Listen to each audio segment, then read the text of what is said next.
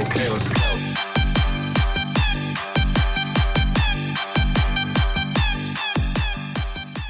បាទអូខេនេះជាសួស្តីដល់អ្នកគ្នាបាទវ៉ាសាជាថ្មីបាទថ្ងៃនេះ2021បាទខ្ញុំព្រាននេះវាបន្តបាត់ចម្រៀងចេញពី YouTube ដាក់នៅលើវីដេអូយើងកុំឲ្យ copyright បាទអា play YouTube ហ្នឹងបាទតោះចូលក្នុងវីដេអូអស់គ្នាបាទជឹងជ្រោមអស់គ្នាបាទជ្រោមបាទមិនជ្រោមចូលនេះក៏បានទេបាទតាមចូលនេះបាទនិយាយពីថា YouTube មកអស់បាទក្របីចេញបាទបាទ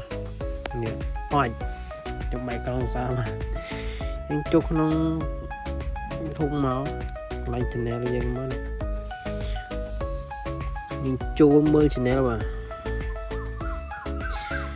នោះនេះចូលកន្លែងកំណត់ប៉ុនតាមម្ដងហ្នឹងប៉ុសតាមម្ដងហ្នឹងបាទអាស្រ័យម្ដងកម្មវិធីនេះមកឲ្យ load មកជាអញ្ចឹងបាទហើយចូលទៅនេះត្រឡប់ក្នុង studio គេហ្នឹងបាទ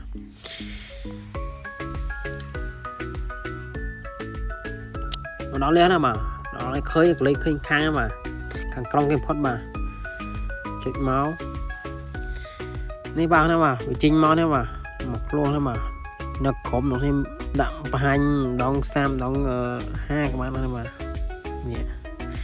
ដាក់100បាទដល់ឲ្យ play មកខ្ញុំ play ឆ្នាំមកបាទបាត់អូខេហើយយើងចូលមកខាងនេះដល់ខាងវាឃើញពីថា download បាននេះចុចមកនោះវានឹង download មកហើយយើង save ក្នុង file ណាយើងចូលចាំអស់ណាចុចនឹងមក save អស់ណាបាទនេះអាចបង្កើត file ខ្លួនឯងបានណាតែខ្ញុំអត់បង្កើត file ដាក់ពាក្យ download ហ្នឹងមកបាទហើយចូលទៅក្នុងកន្លែង file ឡើងមកយើងចុចថយអស់មកលោកគៀនណានេះបាទយើង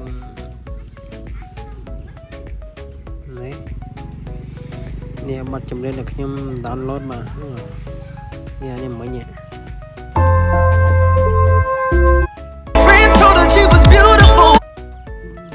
ចូលក្នុង KineMaster ណាបាទ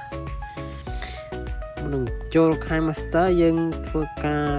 share មកចាប់ពី CapCut មកបាច់បន្តិចបាទភាសាយើងអត់បានទិញបងលុយគេបាទអញ្ចឹងវាអាមេរិកកម្មមកបាទ